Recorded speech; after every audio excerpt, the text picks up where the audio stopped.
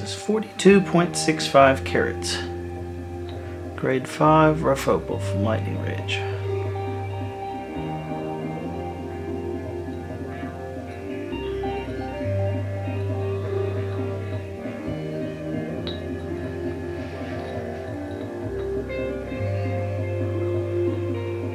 Just from having worked tens of thousands of these, this opal feels like one that might be a little bit cracky. You see these lines that come through here.